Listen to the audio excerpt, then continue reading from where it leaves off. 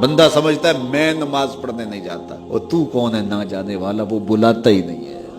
تجھے توفیق سجدہ ہی نہیں دیتا ہے، تو کون ہے؟ تو بھاگتا ہوا جائے۔ یار کسی کو کارڈ آیا ہو کسی منسٹر کا تو وہ کئی لوگوں کو دکھاتا پھرتا ہے، آج کل تو وہ جو ہے وہ شیئر کر دیتے ہیں، جی مجھے فلاں نے بلایا ہے، تو لوگ جلیاں ڈالتے ہوئے جاتے ہیں، فلاں نے بلایا، تو رب نے بلایا ہو تو کوئی جائے نا، او میاں تجھے اس نے پھر بلایا ہی نہیں، تیرے سے ناراضگی ایسی ہے کہ تیرے کانوں سے آواز تو ٹکرائی ہے لیکن تیری روح تک نہیں پہنچی، اس نے روک دیا ہے راستے میں۔ اللہ فرماتا ہے کہ ہم ان کے کانوں میں پردے ڈال دیتے ہیں، ان کی آنکھوں پہ پردے ڈال دیتے ہیں، ان کے دل پہ پردے ڈال دیتے ہیں۔ تو بندہ کہتا ہے میں نہیں پڑھتا، تو کون ہے نہ پڑھنے والا؟ وہ تمہیں بلاتا نہیں، اس قابل نہیں سمجھا گیا، کیونکہ تو نے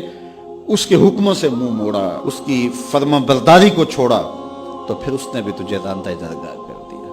اور بھٹکتا پھر سویر سے لے کر شام تک کس کس کو سلوٹ کرتا ہے، لیکن تجھے توفیق نہیں ہوگی اس کی حضور سجدہ ریزی کی۔ اگر کوئی نماز نہیں پڑھتا، کوئی سجدہ ریزیاں نہیں کرتا، اللہ کے حضور جھکنے کی اگر کسی کو عادت تھی تو وہ مت سمجھے کہ میں نہیں کرتا۔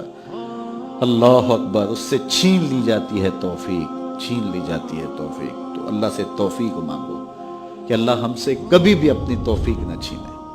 ہمیشہ ہماری پیشانیوں کو سجدے نصیب کرے۔ وہ کہا اے ایمان والو اللہ سے ڈر جاؤ، اللہ اکبر، یعنی اس سے محبت کرتے ہو تو اس کی ناراضگی سے ڈر جاؤ، کہیں وہ روٹھ نہ جائے، وہ ناراض نہ ہو جائے۔ وَلْتَنْظُرْ نَفْسٌ مَا قَدَّمَتْ لِغَدٍ، ہر جان یہ دیکھے اس نے آنے والے کل کے لیے آگے کیا